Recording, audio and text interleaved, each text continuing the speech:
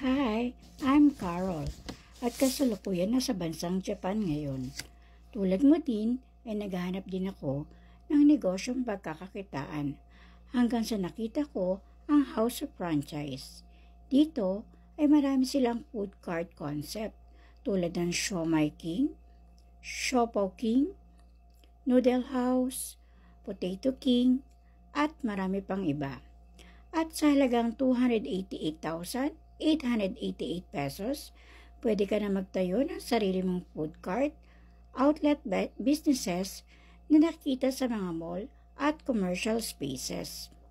At dahil wala pa akong puhunan sa ganung halaga, buti na lang meron silang ino-offer na community at online franchise na pwede ka magsimula sa halagang 17,888 pesos at one-time payment lang po ito.